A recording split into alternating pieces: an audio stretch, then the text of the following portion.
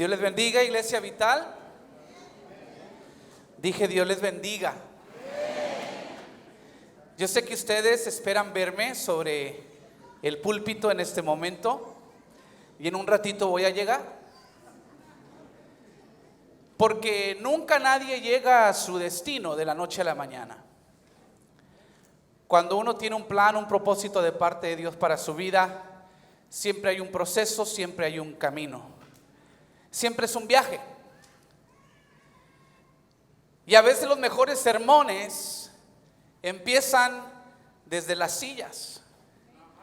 Algo que me ha permitido a mí ser efectivo al pararme allá al frente es haber pasado tiempo, años, en los lugares como ustedes donde están ahora. Y siempre que Dios quiere hacer algo extraordinario, empieza con lo ordinario.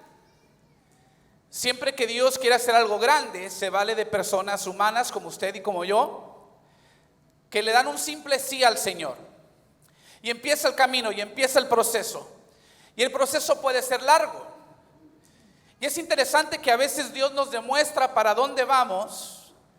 A veces Dios nos enseña cuál es la meta, pero no nos enseña el camino, el proceso. Cuando vemos la historia de un José, el soñador, es interesante ver que Dios a través del sueño le muestra hasta dónde va a llegar, pero no le mostró el proceso, no le mostró el camino, no le mostró los desvíos, las demoras, los ataques. Pero eso no quiere decir que no vas a llegar. Quiere decir que hay un plan, que hay un proceso en la misión que Dios ha puesto sobre tu vida. Y en esta tarde yo quiero hablarte de un tema que he titulado Plantados, no enterrado. Plantado, no enterrado. Y de esta manera vamos a cerrar nuestra serie. Porque ¿qué hace uno cuando tu verdad no se parece nada o tu realidad no se parece nada a tu verdad? Déjeme explicarle. Todos tenemos una verdad y todos tenemos una realidad. Diga conmigo, verdad y realidad. La verdad nuestra es la que Dios declara sobre nuestras vidas. Que somos cabeza y no cola. Que somos más que vencedores.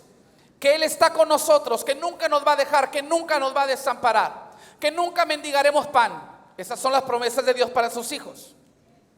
Pero ¿qué hace uno cuando tu realidad no se parece nada a tu verdad? Te sientes cola y no cabeza. Sabes que Dios es proveedor, pero acabas de declarar bancarrota. Sabes que Dios es tu sanador, pero te acaban de dar un diagnóstico grave. ¿Qué haces cuando Él ha prometido nunca dejarte, nunca desampararte, pero te sientes solo y abandonado? No hay contestación a tus oraciones. ¿Qué hace uno cuando conoces tu destino, conoces tu promesa, pero te encuentras perdido en algún lugar baldío, en algún callejón perdido y sientes que vas en la dirección equivocada? Esta tarde he venido para decirte que los retrasos de Dios no son los rechazos de Dios, y que sus demoras no tienen el objetivo de impedirte llegar. Siempre hay un propósito, porque Dios siempre está trabajando. Dile que está a tu lado, Dios siempre está trabajando. Algunas de las más grandes victorias públicas se prepararon en el anonimato. Y muchas veces Dios, cuando tiene un propósito para alguien, Dios tiene el hábito de esconderte antes de exponerte. A menudo vemos en la Biblia procesos escondidos donde la gente no se da cuenta quién eres. Si vemos la historia de un David, todos lo conocen por derrotar al gigante Goliat, pero mucho antes de que derrotara a Goliat, ya estaba derrotando osos y matando leones con sus manos. Pero en ese momento no había aplausos y no había quien le palmeara la espalda, porque estaba solo en el campo de las ovejas de su padre. Algunas de sus más grandes victorias las ganó en lo oculto. Algunas de tus más grandes batallas las estás peleando a solas. Mujer, quizás en tu recámara, en tu closet, encerrado, clamando a Dios, tratando de no perder el juicio y la sensatez. Y mucha gente no se da cuenta el guerrero o la guerrera que está sentado o sentada a su lado. Porque así es Dios, muchas veces nos esconde antes de exponernos. Y no solamente nos esconde, esconde cosas de nosotros. Repito, a José no le enseñó el camino, el proceso, solamente le mostró la visión, en sueño le mostró la meta. Y así es Dios, muchas veces antes de darnos la provisión nos da la visión. Antes de demostrarnos el camino nos muestra el destino. Pero este es el punto, si tú puedes confiar en Dios a través de la incertidumbre, entonces vas a desarrollar la fe y el carácter. Déjeme hablar un poquito del carácter, porque en los círculos cristianos hablamos mucho de la fe y hablamos poco del carácter. Por fe voy a llegar, por fe lo voy a obtener, por fe voy a conquistar. El problema es que muchos no queremos desarrollar el carácter necesario para manejar la bendición cuando lleguemos allá. Pocos amenes, por eso dejé este mensaje al final. Entonces Dios a veces nos tiene que hacer pasar un proceso de transformación. La semilla se entierra.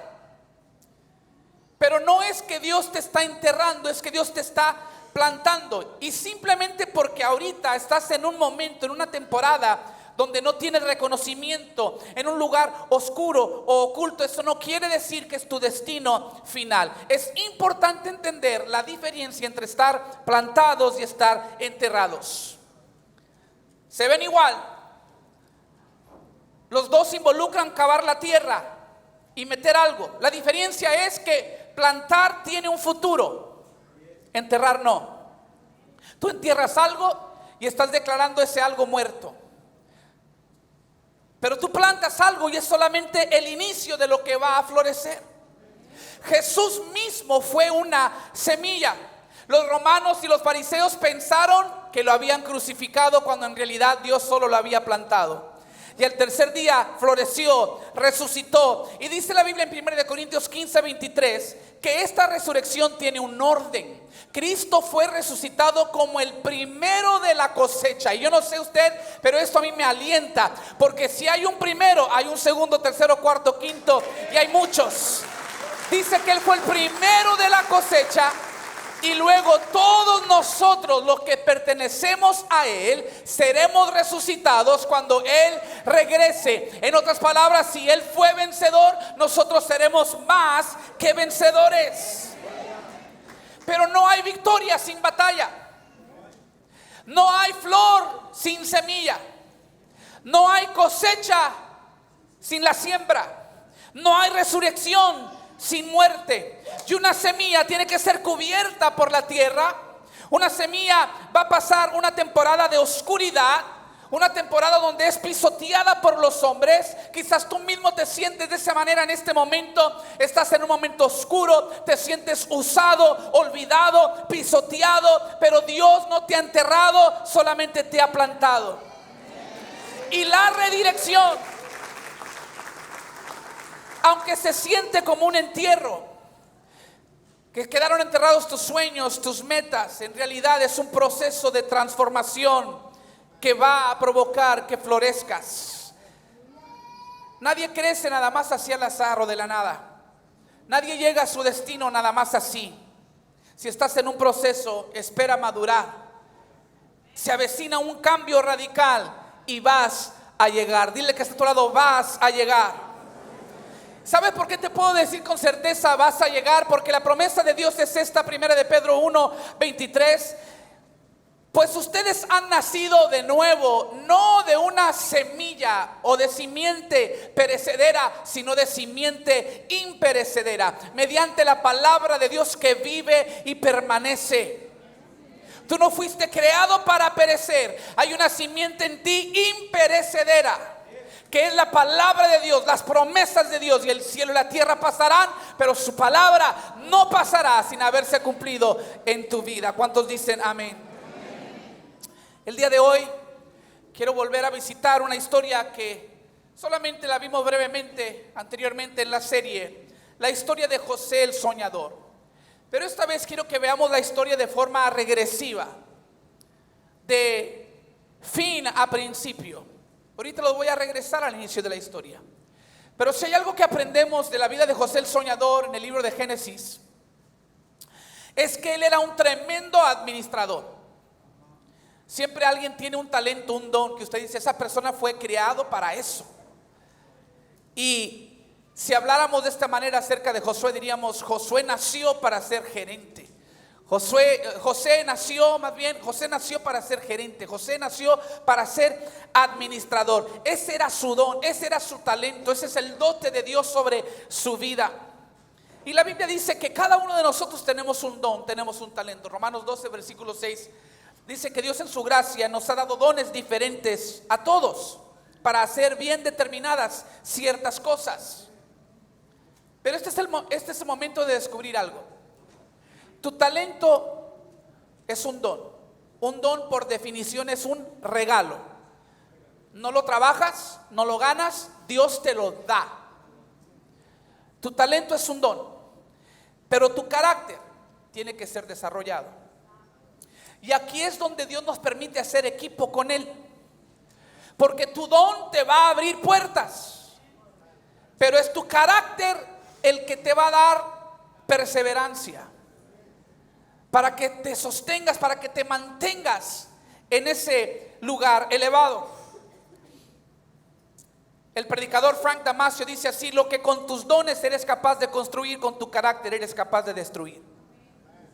Entonces de nada te sirve tener tremendos talentos si no tienes el carácter para mantenerte arriba. Y lo que me encanta de José es que literalmente lo enterraron, lo metieron en un pozo, en una cisterna, pero no estaba enterrado, había sido plantado. Y después de pasar el pozo y el plantel y después la prisión, finalmente llegó al palacio. Y cuando llegó al palacio, había crecido y madurado tanto que dice Génesis 42, versículo 8, que aunque José reconoció a sus hermanos, ahora sus hermanos ya no lo reconocieron a él. Y voy a profetizar en este momento sobre la vida de alguien quien quiera apoderarse de esta palabra, y declaro que lo que Dios está por hacer en tu vida, la manera en que Él te va a elevar, dejará perplejos a la gente que te ha rodeado. Vas a estar tan bendecido y exaltado que serás irreconocible. ¿Cuántos lo reciben? Diga amén. Ahora, lo que quiero hacer en esta última sesión de nuestra serie es que veamos las paradas en el viaje de José, su viaje hacia el palacio. Y vamos a ver las diferentes paradas, porque cuando uno va caminando con Dios, las redirecciones, las rutas alternativas, las paradas, todas tienen un propósito. Y todas te van llevando. Hemos hablado mucho de lo que debemos dejar en el camino, lo que debemos de abandonar en el camino, pero hoy voy a hablarte de lo que debemos adquirir en el camino, porque estamos plantados y no enterrados. Vamos a aprender que si eres capaz de manejar la adversidad, serás capaz de manejar la prosperidad, porque el que es fiel en lo poco, Dios lo pone en lo mucho. El que administra lo poco sabrá entonces administrar lo mucho. Número 1, para los que toman apuntes, la primera parada en la vida de José es el sueño. Diga conmigo, el sueño. El sueño tiene el objetivo de hacerte valorar la misión sobre la posición. Diga conmigo, misión sobre posición. Dice el versículo 4 y 5 de Génesis 37: sus hermanos lo odiaban porque su padre lo amaba más que a ellos. En otras palabras, tenía una posición de favor ante su padre. Dice, no le dirigían ni una sola palabra amable a José. Una noche José tuvo un sueño y cuando se lo contó a sus hermanos, lo odiaron más que nunca. José en esta etapa tiene algunos 17 años de edad, es un adolescente, es un joven que disfruta de una posición de favor ante su padre. Comparado a sus hermanos, él es el preferido, era el hijo mayor de la esposa favorita de Jacob, y aunque era uno de los menores, venía a ser el preferido de su padre. Pero ni José ni sus hermanos en este momento entendían el propósito de la posición de favor que disfrutaba José. Y por esa inmadurez, José por poco y sabotea su oportunidad, su destino. Por poco y sabotea su futuro. Porque la razón por qué José tenía una posición favorable era porque un día Dios le iba a pedir que él favoreciera a sus hermanos. Pero en su inmadurez, José contó el sueño cuando no debió haberlo contado. Ahora esto es algo que Dios permitió porque hasta nuestros errores Dios los voltea y los usa para bendición. Por eso hablamos de que hay que confiar, que aun cuando las cosas no salen como nosotros esperamos, prevalece sin embargo la bondad de Dios. Cuando tú cometes un error, Dios sigue siendo perfecto. Cuando tú tomas una mala decisión, Dios sigue siendo bueno. Y su bondad siempre va a prevalecer. Y el GPS del Espíritu Santo siempre te va a redireccionar para volver a alinearte a la perfecta voluntad de Dios. Entonces José comete este error porque él se vio en una posición de autoridad, elevado sobre sus hermanos, posición. Pero no se detuvo para considerar el propósito de la posición. ¿Cuál es la misión? Se da cuenta que muchos de nosotros, los cristianos incluidos, hay mucha gente en este mundo que busca ser importante en lugar de hacer a Dios importante. Hay mucha gente que busca ser famosa cuando Dios está buscando quien lo haga famoso a Él. Ahora, no me malinterpretes. Dios no tiene problemas con tu éxito. Dios no tiene problemas con que seas famoso. Si tú llegas a ser famoso, gloria a Dios. Pero ese es el secreto. Gloria a Dios. Porque Dios comparte el éxito, pero no comparte la gloria. Pero Él te ofrece, si me das la gloria, te doy el éxito. Si me das el reconocimiento, te doy la prosperidad. Si apuntas a mí, te voy a bendecir. Te elevaré a lugares altos, te coronaré de favor. Si eres capaz de entender la misión, de que Dios nos bendice para hacer bendición. Repito, Dios nos bendice para hacer bendición. Cuando Dios estableció pacto con el bisabuelo de José, el patriarca Abraham, le dice: te bendeciré y serás de bendición. Ese es el propósito de Dios para nuestras vidas. Dios no nos bendice por chulos, aunque lo estés. Dios te bendice porque Él está buscando canales de bendición. Él está buscando hacer en la tierra como en el cielo. Y está buscando quién se va a dejar usar como instrumento de Dios, como embajador de Cristo, para hacer descender el cielo aquí en la tierra. ¿Cuántos dicen amén? Muchos pastores me preguntan: pastor, ¿y cómo hago crecer la iglesia? Y siempre me quedo pensando que una mejor pregunta es: ¿para qué quiero crecer la iglesia? Porque hay muchos pastores, yo hablo de mi vocación, que es pastorear, que es ser un líder espiritual. Usted lo puede aplicar a su vocación, a su trabajo. Pero cuando la gente me pregunta a mí: ¿cómo pastor le ha hecho para hacer crecer la iglesia? Les digo: es que no puse mi enfoque en hacer crecer la iglesia. Pusimos el enfoque en la misión de la iglesia.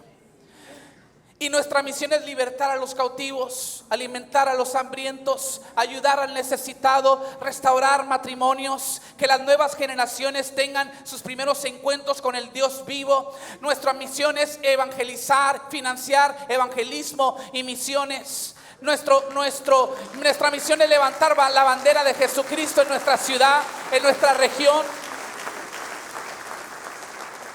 Y si Dios nos ha dado crecimiento en estos 6 años, ¿es por qué? Porque tenemos la misión bien clara.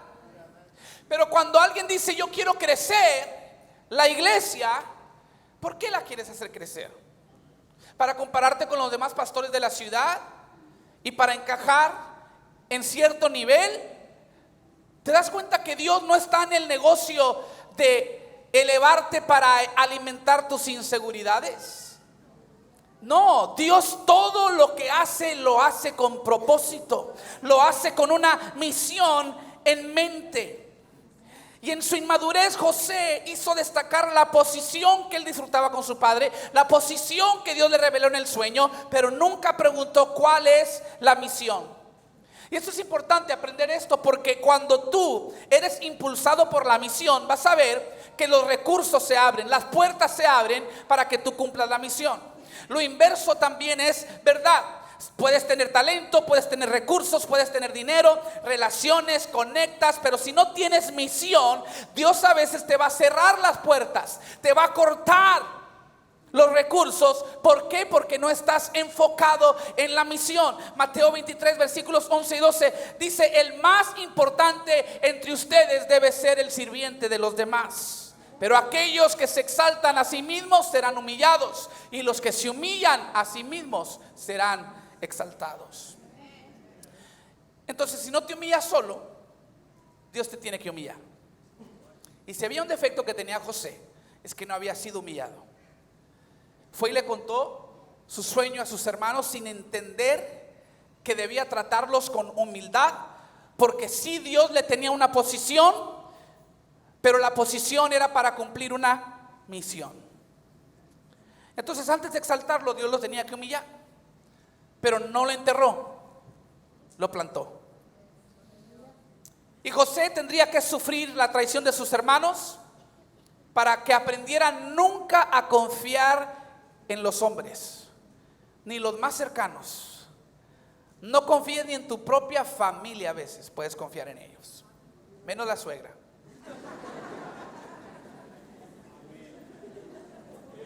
Pero te digo algo, que cuando solo Dios permanece, solo Dios basta. Y Dios quiere que tú aprendas a depender de Él, porque cuando Él te da una misión, Él va a asegurarse de que tú llegues a la posición. ¿Cuántos dicen amén? La segunda parada en el viaje de José es la cisterna o el pozo. Dice Génesis 37, 23 y 24. Entonces, cuando llegó José, sus hermanos le quitaron la hermosa túnica que llevaba puesta. Después lo agarraron y lo tiraron en la cisterna. Resulta que la cisterna estaba vacía, no tenía nada de agua adentro.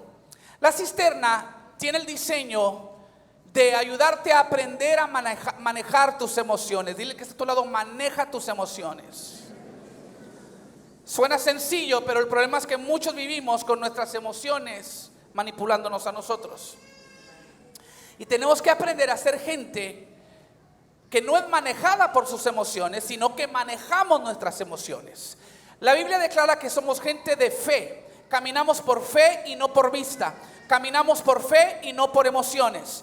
Caminamos y nos paramos sobre las promesas de Dios, no por las circunstancias que estemos viviendo. Valoramos más la verdad de Dios que nuestra presente realidad. Hacemos como lo hizo Abraham para llegar a ser padre de muchas gentes. Creyó esperanza contra esperanza. Una esperanza le decía: no hay, eres viejo, te vas a morir sin hijos, no se va a cumplir la promesa. Pero otra esperanza le decía: pero el Dios que te prometió el hijo es el Dios de lo imposible. Entonces Abraham tuvo que tomar una esperanza contra la otra esperanza, y esta esperanza venció esta esperanza, y él llegó a ser padre de muchas gentes.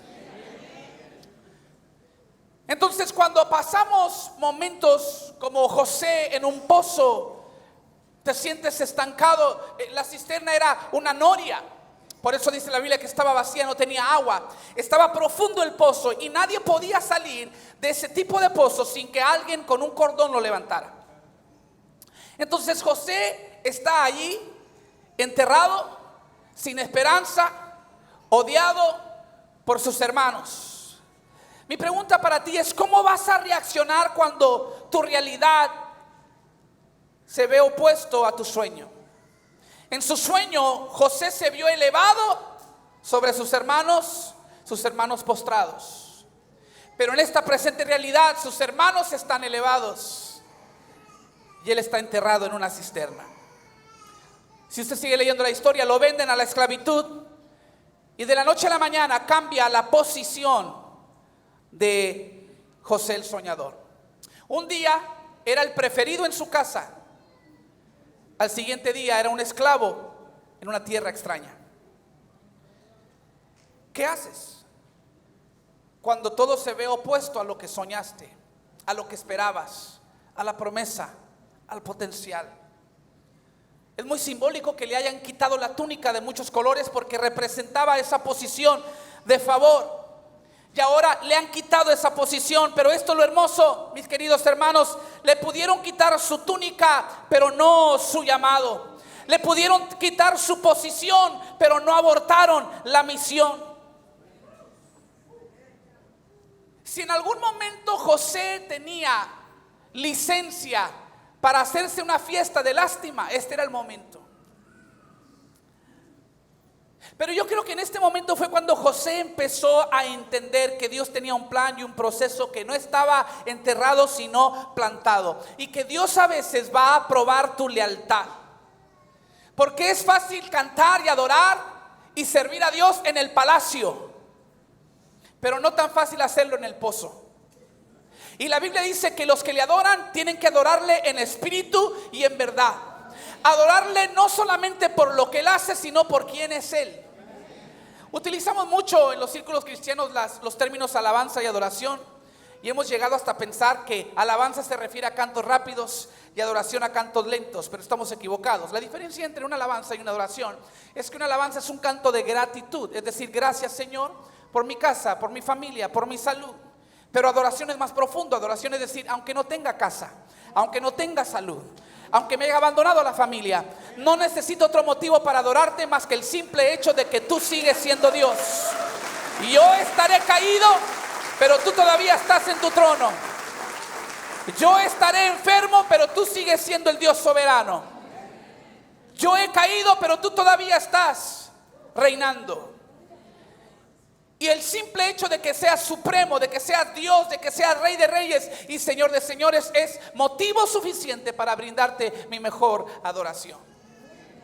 Y a veces tendremos que aprender a adorar a Dios en los pozos de la vida. Porque si eres capaz de adorarle en el pozo, serás capaz de adorarle en el palacio. Es más, vas a valorar el palacio por haber estado en el pozo. ¿Cuántos dicen amén? Y el problema con la gente que no sabe adorar a Dios en el pozo es que exponen su corazón endurecido. Exponen el hecho de que siempre han visto a Dios como un medio para llegar a un fin. Como un genio que le tallas la lamparita para que te dé tus deseos, para que te cumpla tus deseos, pero no como un rey soberano a quien le rindes tu voluntad. Y estas personas que no saben adorar en los pozos, que cuando llega lo inesperado, pierden su paz, pierden su gozo, pierden su devoción, pierden su alabanza, es lo que están demostrando, que nunca han visto a Dios como Dios. Ellos son su propio Dios y quieren utilizar a Dios como un medio para cumplir su propia agenda. Pero José era diferente, estaba aprendiendo a manejar sus emociones y aprendiendo a adorar a Dios por lo que Él es, no solamente por lo que Él da. ¿Y cómo sé que José era un adorador? Porque la Biblia dice que cuando él llegó a Egipto, versículo 2 del capítulo 39, dice: el Señor estaba con José. Y si algo yo he aprendido es que el Señor está con los que le adoran. La Biblia dice en el Salmo 22 que Él habita en las alabanzas de su pueblo. ¿Sabías tú que cuando tú no sientes la presencia de Dios, lo único que tienes que hacer es adorarle? Y su promesa es que Él va a habitar en tu alabanza. A Dios no le queda opción más que venir a invadir un lugar donde los creyentes le adoran en espíritu y en verdad. Y si Dios estaba con José, era porque José era un adorador. Si Dios estaba con José, era porque José estaba con Dios. ¿Está conmigo? Entonces aprendió a manejar sus emociones, que aunque todo parecía contrario a su sueño, Dios estaba tratando con él. Dios estaba probando su lealtad y José no iba a perder su devoción. ¿No crees que José estaba quebrantado? Claro que estaba quebrantado. Pero aún los vasos quebrantados, Dios los puede llenar siempre y cuando permanezcan debajo de la fuente. El otro día tenía sed en la casa y saqué uno de esos vasitos de plástico rojo que te venden en el Sam's, un paquete de 100. Los compra uno para no lavar. Y me fui a la llave y la abrí. Y puse el vaso sin darme cuenta que ese vaso venía defectuoso, tenía un agujero abajo. y empezó a salir el agua, pero me sorprendió que cuando yo estaba así, estaba distraído con la tele, se llenó el vaso. No fue hasta que lo saqué de debajo de la fuente que se empezó a vaciar. Y yo les prometo que Dios me habló a través de ese vaso y me dijo: no importa que estés quebrantado, mientras te permanezcas debajo de la fuente, todavía te puedo llenar, todavía te puedo usar, todavía tengo planes y propósitos contigo, con todo y tus broncas, con todo y tus deficiencias, con todo y tus debilidades. El secreto está en permanecer debajo de la fuente. Él es la fuente inagotable, se llama Jesús. Él nunca deja de ser. Y mientras tú estás debajo de su señorío, Él te puede usar, no obstante tus deficiencias. Pero si sales de debajo de su cobertura, de debajo de la fuente, te vacías y no tienes nada que dar. Entonces vemos que en el pozo aprendemos a manejar nuestras emociones, a permanecer debajo de la fuente aunque estemos quebrantados. Número 3. La siguiente parada es la parada de la tentación. Diga conmigo: la tentación. Y la tentación lleva el objetivo de llevarte a desarrollar el dominio propio. El Señor estaba con José. El favor de Dios estaba con él. Tanto que José llegó a ser el jefe de la hacienda de su amo. Vamos a leerlo. Versículos 6 y 7. Potifar le dio a José total y completa responsabilidad administrativa sobre todas sus posiciones. Con José a cargo, Potifar no se preocupaba por nada, excepto que iba a comer. José era un joven muy apuesto y bien fornido, como su pastor, aleluyita. Y la esposa de Potifar pronto comenzó a mirarlo con deseos sexuales. Ven y acuéstate conmigo, le ordenó ella. Ya claro, cuando ella le dijo ven y acuéstate conmigo, su plan no era dormir. ¿Está conmigo? Para que mejor me entiendan. Vemos que José enfrenta esta etapa de la tentación. ¿Y sabe qué es lo interesante? Que si José hubiera cedido a la tentación, si José hubiera pecado, en nuestro mundo actual de estándares bajos, estaríamos justificando a José. Ya me oigo como pastor justificando a José, diciendo: hermanos, entiendan ustedes a Josecito, pobrecito. Él no tiene la culpa. Él estaba en una posición vulnerable. Imagínese usted que sus propios hermanos lo traicionen y lo vendan, y esté viviendo apartado en una tierra extraña donde nadie lo conoce, mucho menos lo aman. Está hambriento de cariño, está hambriento de afecto, está hambriento de amor y de atención. Y viene una mujer bella, viene una mujer con estatus y te ofrece cariño, te ofrece afecto. Entiendan a Josecito, tenía 17 años de edad. Puede imaginarse las hormonas cómo andaban locas. Se sentía solo. Y luego su estatus de esclavo, cómo le iba a negar a la esposa de su amo lo que ella quería. Y luego la insistencia de la mujer. La Biblia dice, versículos 10 al 12, día tras día ella seguía presionando a José, pero él se negaba a acostarse con ella y la evitaba como podía. Cierto día, sin embargo, José entró a hacer su trabajo y no había nadie más allí. Ella llegó, lo agarró del manto y le ordenó: vamos, acuéstate conmigo. José se zafó de un tirón, pero dejó su manto en manos de ella al salir corriendo de la casa. Diría mi abuela: es mejor que se diga aquí corrió una gallina y no que aquí murió un gallo. Se dio a correr José. Me imagino que José olía lo que estaríamos predicando, justificando su pecado. Y José dijo: no, Señor, yo no quiero que el pastor Charlie ande buscando maneras de justificar mi pecado. Es cierto que soy joven, pero tengo madurez. Es cierto que tengo hormonas, pero también tengo convicciones. Es cierto que estoy solo, pero también soy leal. Es cierto que ella tenía sus pasiones, pero yo tenía mis piernas. Y me salí corriendo. ¿Está conmigo?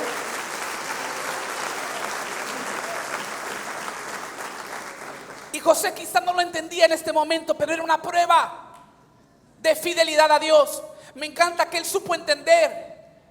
Le dijo a esta mujer: yo no podía pecar ni contra mi amo, mucho menos contra Dios. Él sabía que era una prueba de su fidelidad y que la prueba llevaba el objetivo de que él desarrollara dominio propio.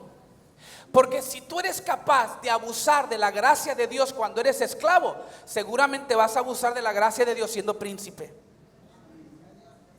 Pero cuando tú aprendes a manejar no solamente tus emociones, sino a administrar el favor de Dios sobre tu vida, Dios te llevará de triunfo en triunfo, de gloria en gloria, de victoria en victoria. Tenía que ser probado y pasó. Ella tomó su túnica, pero no su carácter. Número 4. La siguiente parada fue la prisión. Diga conmigo, la prisión. Y la prisión lleva el objetivo de enseñarte a resistir la amargura de la injusticia. Diga conmigo, la amargura de la injusticia. La esposa de Potifar se sintió rechazada y quería vengarse de José. Recuerde que él salió tan rápido que dejó la túnica en las manos de aquella mujer. Y dice el versículo 17: luego ella le contó a su esposo su versión de lo sucedido. Y le dijo: ese esclavo hebreo que trajiste a nuestra casa intentó entrar y aprovecharse de mí. Pero cuando grité, salió corriendo y dejó su manto en mis manos. Potifar se enfureció cuando oyó el relato de su esposa acerca de cómo José la había tratado. Entonces agarró a José y lo metió en la cárcel donde estaban los presos del rey. José quedó allí. Quiero que usted note algo, que José fue a dar a la cárcel no por hacer lo malo. José fue a dar a la cárcel para hacer lo correcto.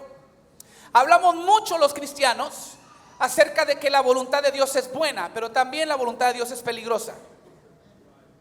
No deja de ser buena la voluntad de Dios, pero es peligrosa. Si no me cree, pregúntele a los héroes de la fe en Hebreos capítulo 11.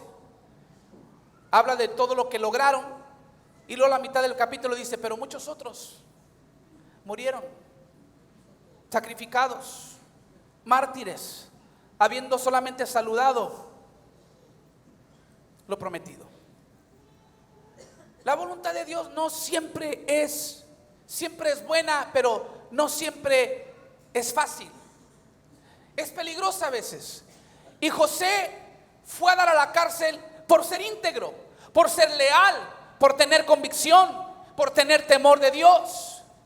Y no hay otra ocasión más difícil para un creyente, para una persona que está intentando hacer lo bueno. No hay ocasión más difícil a resistir la amargura que cuando enfrentamos las injusticias. Ese es el momento en que empezamos a culpar a todo mundo.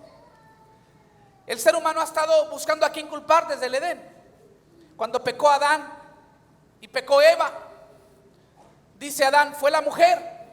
Y la mujer dice: fue la serpiente.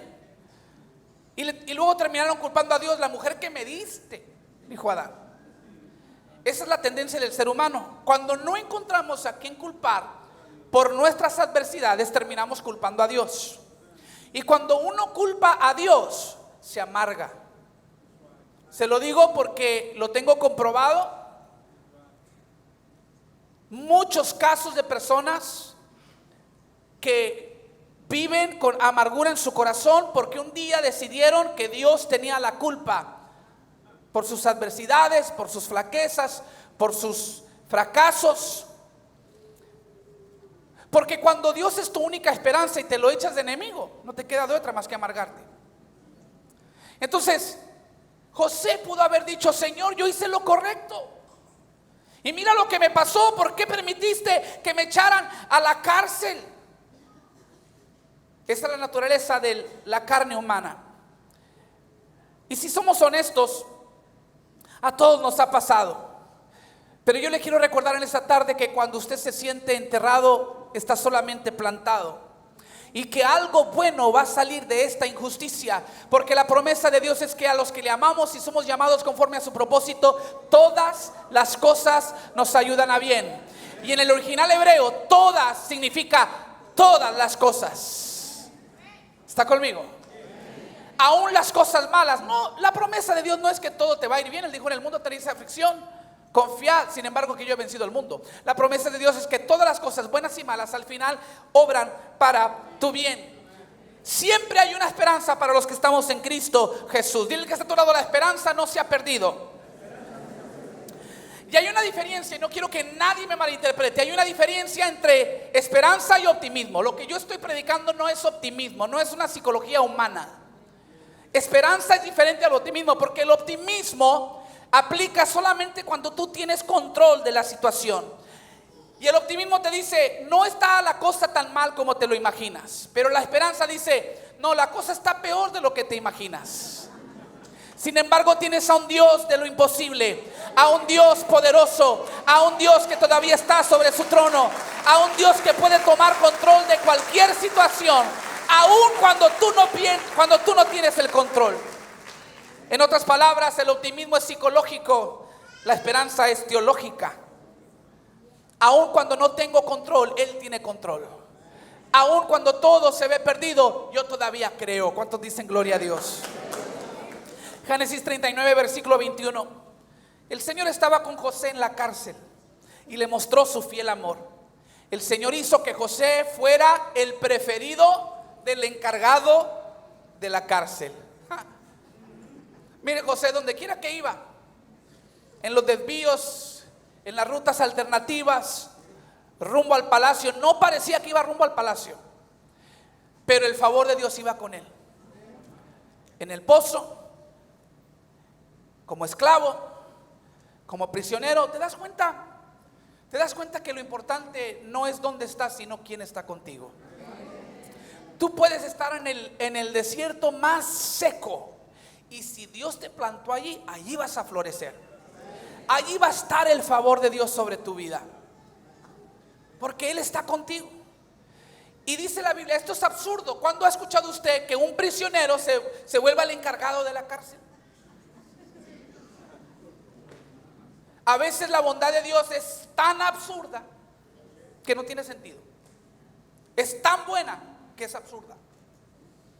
O sea, más allá del entendimiento humano. Por eso dice la palabra que sus caminos son mayores que los nuestros. Sus pensamientos son más altos que los nuestros.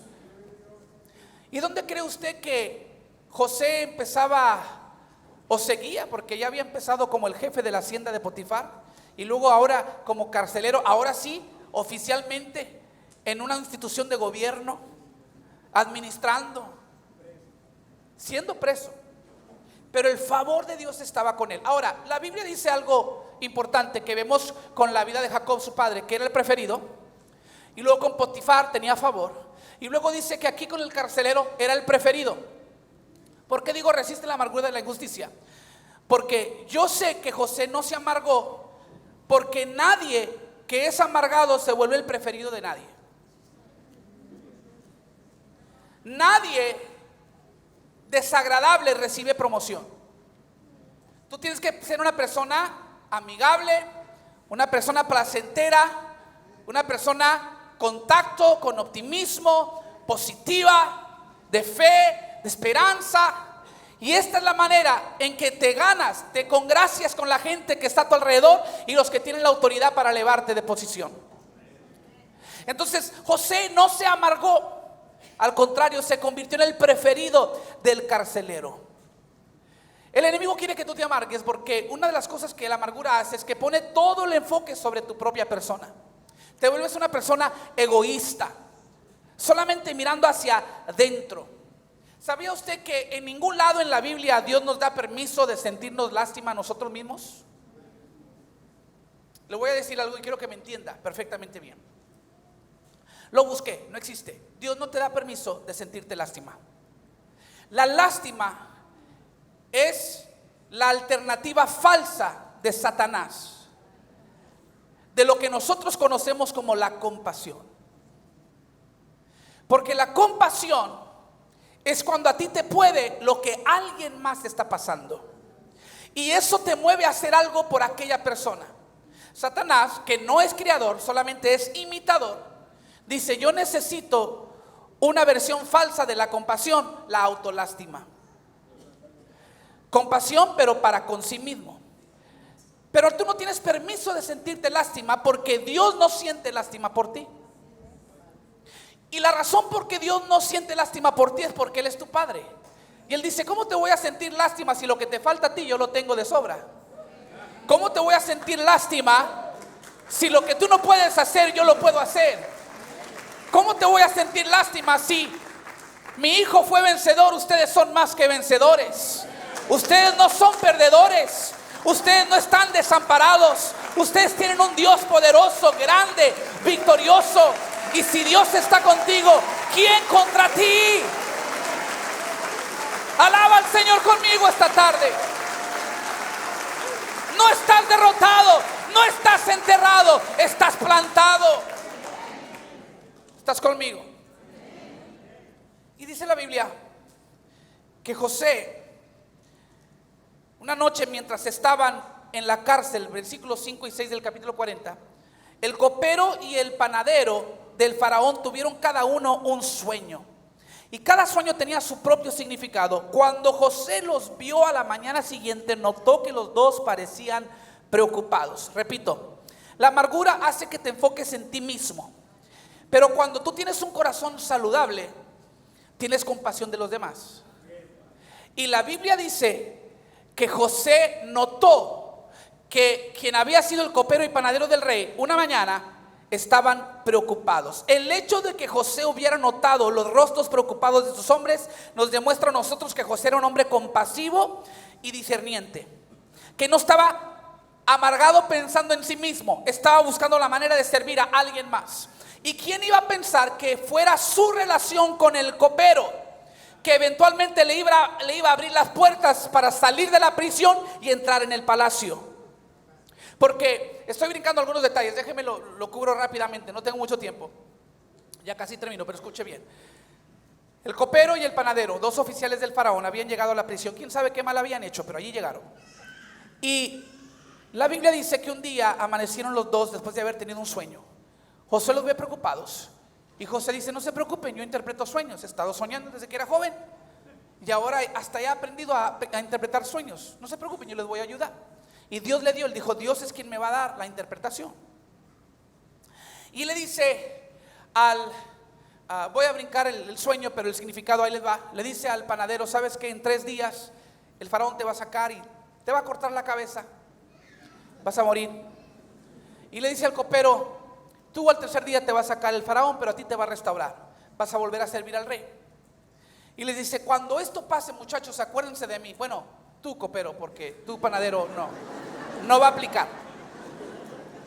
Cuando esto suceda, le dice al copero, acuérdate de mí, porque Faraón sabrá que yo no debo estar en la cárcel.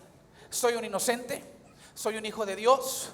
Dios no me hubiera dado la interpretación del sueño si no fuera un hijo de él, y tendrá que venir a sacarme. Ahora, se imagina, el día llegó, al 3er día cumplió años, Faraón tuvo fiesta, hizo sacar a los dos prisioneros, a uno lo mató, al otro lo restauró, tal y como había dicho José. Se imagina José ya empacando sus cositas. En cualquier momento vienen por mí, ahorita viene el faraón y me saca, me va a tener que pedir perdón. Y pasó 1 minuto y 2 minutos, 1 hora y 2 horas, 1 día y 2 días, 1 mes y 2 meses, y nunca vinieron por él. Otra injusticia. La Biblia dice que el copero se le olvidó. Se le olvidó. Una vez más, José pudo haberse amargado.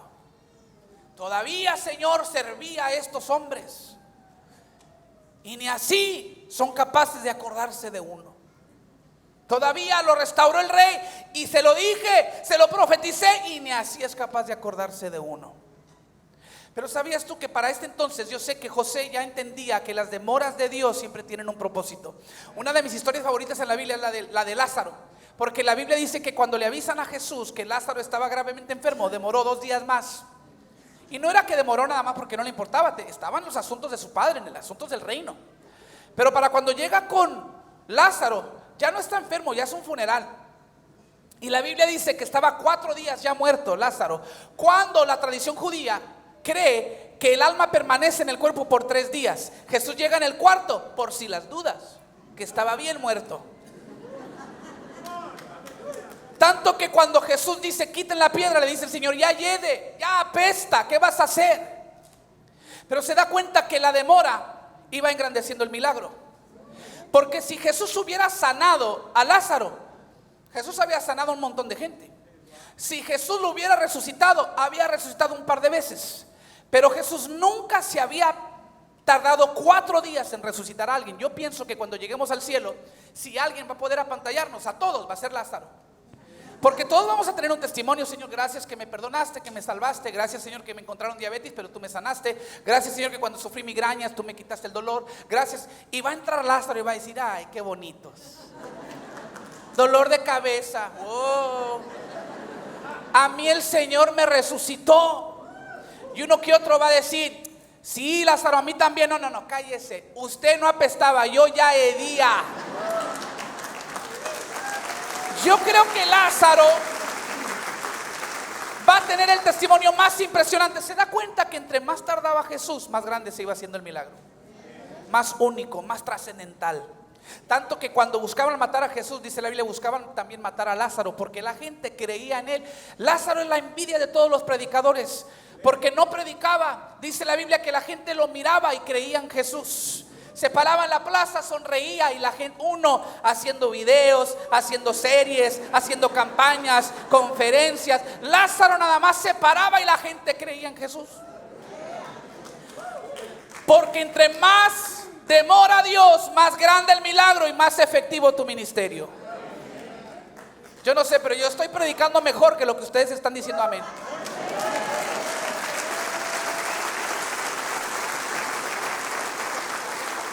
Escuche bien. Cuando tú sueltas la injusticia de haber sido falsamente acusado y echado a la cárcel, de haber sido olvidado por las personas que ayudaste, cuando tú sueltas, eso es solamente la preparación para lo que viene. Porque por difícil que fuera para José soltar esto, lo que tendría que soltar enseguida era todavía más fuerte. Esto me lleva al palacio. Termino. La última parada en el viaje de la vida de José era el palacio.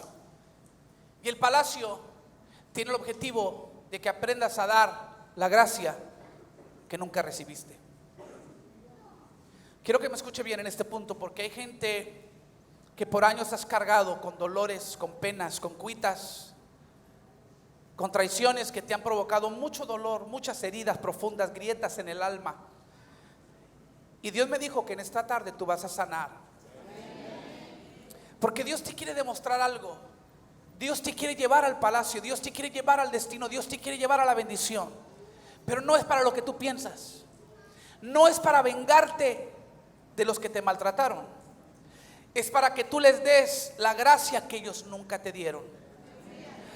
Es para que tú los trates con el amor con el que nunca te trataron. Es para que tú seas mejor que lo que ellos fueron contigo.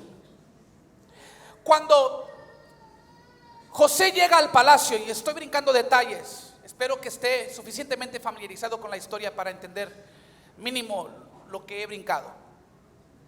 Llega un punto en que José llega a ser el número 2 en el gobierno. Solamente el rey o el faraón tenía más autoridad, pero él era el príncipe de la nación, el gobernador, el administrador de todo.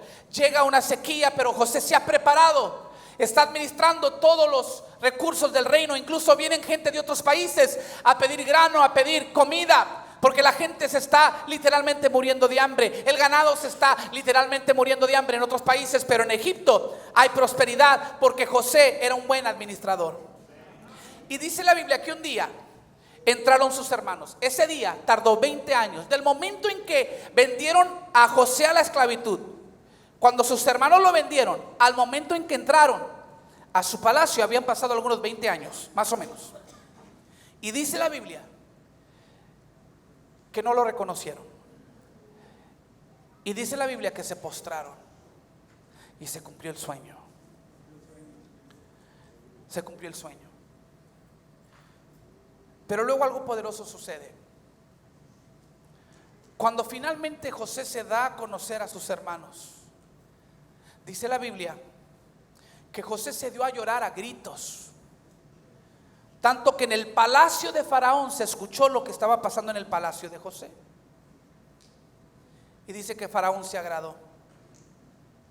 de lo que había sucedido. Me imagino a José colgado del cuello de sus hermanos cuando se dio a conocer. Porque dice el versículo 8, lo leímos al principio: aunque José reconoció a sus hermanos, ellos no lo reconocieron a él. Escúchame bien, después de todos los desvíos, después de todas las demoras, después de todas las redirecciones, después de todas las paradas, después de este largo viaje al palacio, José había crecido, madurado y florecido tanto que, como lo dije al principio, era irreconocible.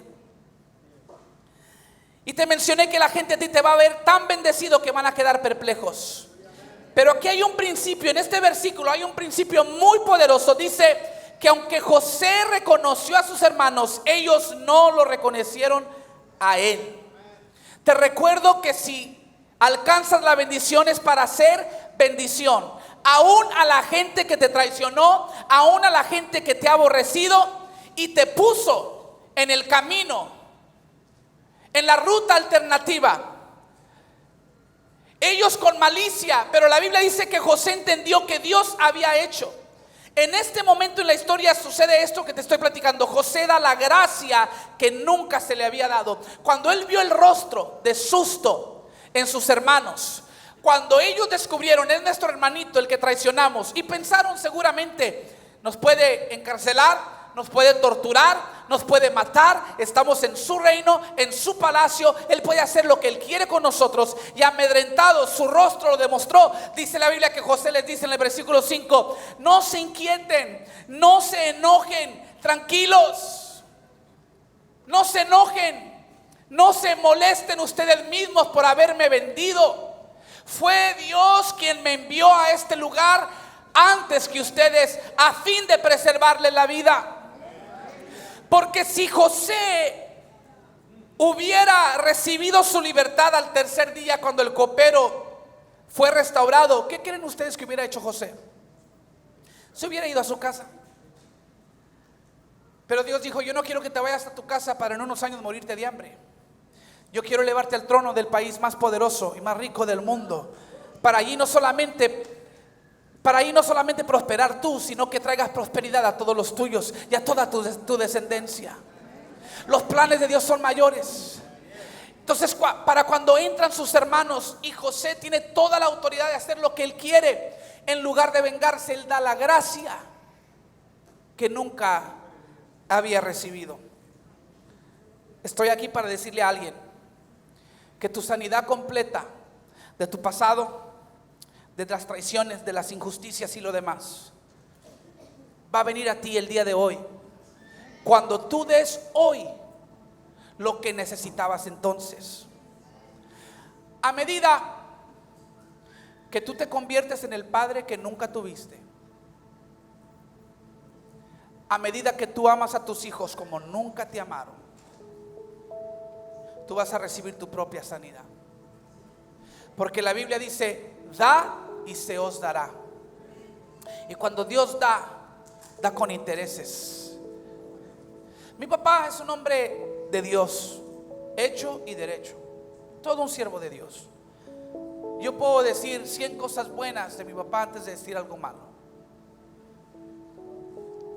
Pero hay una área en la vida mía, y creo que de algunos de mis hermanos también, y yo no sé si es porque a papá nunca le expresaron esto que él nunca pudo expresar, pero mi papá es casi incapaz de producir las palabras: estoy orgulloso de ti.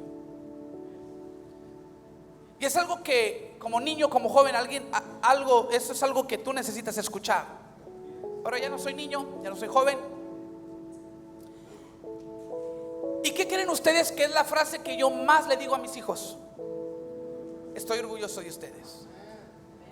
Porque yo me di cuenta que a medida que yo doy la gracia que nunca recibí, esto trae aliento y sanidad a mi corazón. Mi papá me dejó muchas cosas. Es la ironía. Mi papá era un hombre con mucho afecto. Nos besaba. Nunca se me olvida que nos mordía la cabeza. Era algo como que no se aguantaba y nos mordía. Y así como que ay, papá, y nos abrazaba y nos daba besos. Pero nunca le escuché decirme: hijo, estoy orgulloso de ti. no sé si es algo que él nunca escuchó y no lo sabía expresar, pero ahora es lo que yo más comparto con mis hijos. ¿Y sabe por qué se lo puedo contar y no lloro y no me quebranto? No, porque yo ya estoy sano. A medida que yo empecé a dar lo que a mí me faltó. ¿Está conmigo?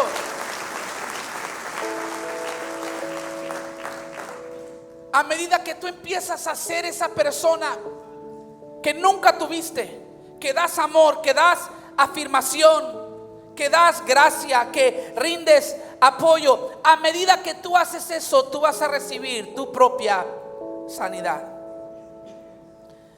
José terminó convirtiéndose en el mediador que necesitaban sus hermanos. Y es aquí donde nos damos cuenta que José es una imagen, es un tipo de Cristo en el Antiguo Testamento.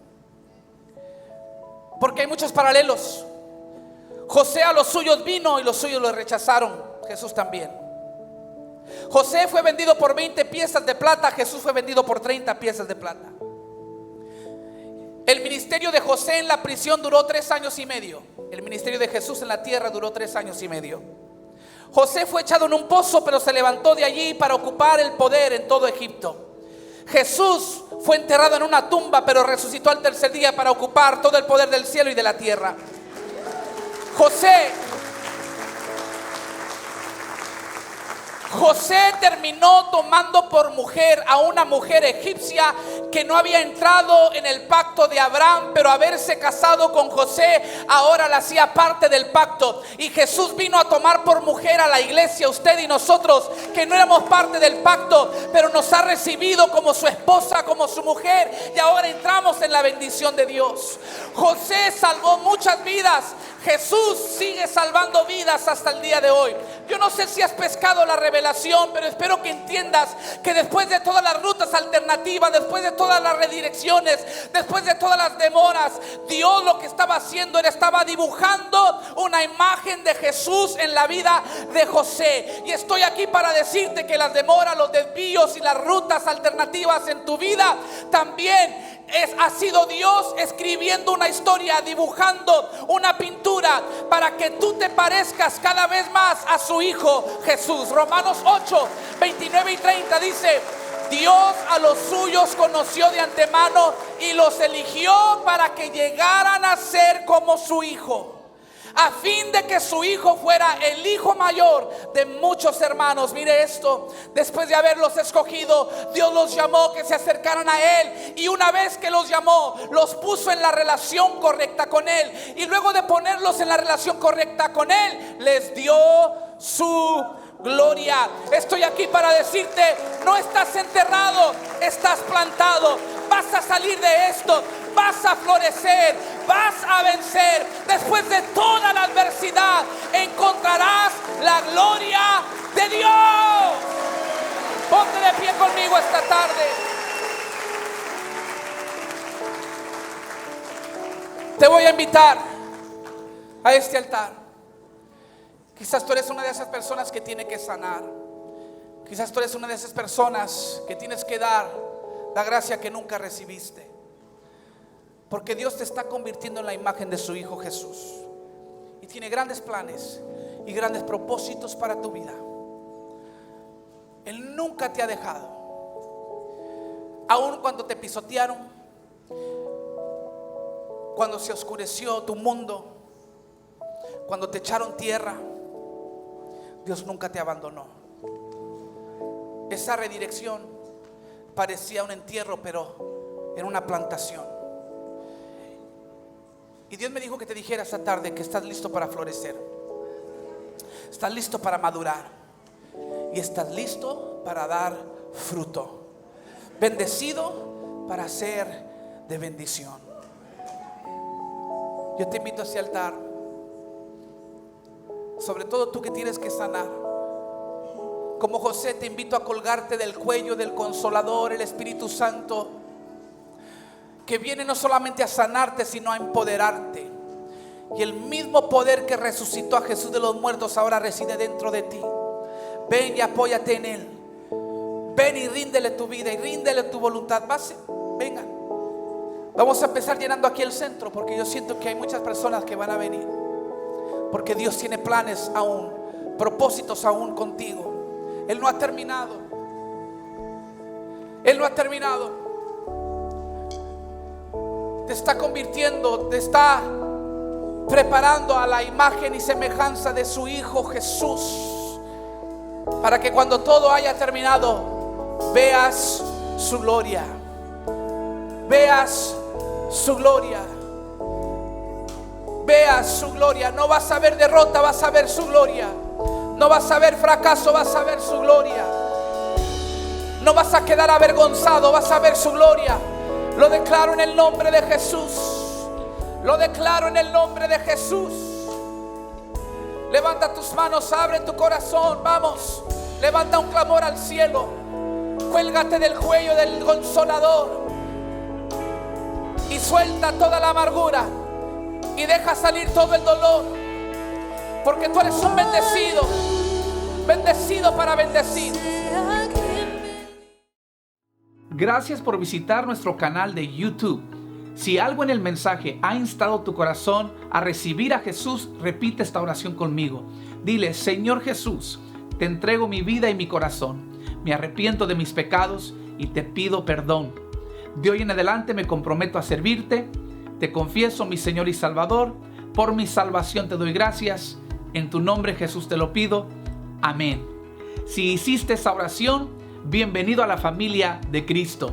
Y si te impactó este mensaje, no se te olvide suscribirte y oprimir el botón de notificación para seguir recibiendo todo nuestro contenido en video. También pasa la bendición a alguien, comparte este enlace con tus amigos y familiares. Nuevamente, gracias por sintonizarnos. Bendiciones.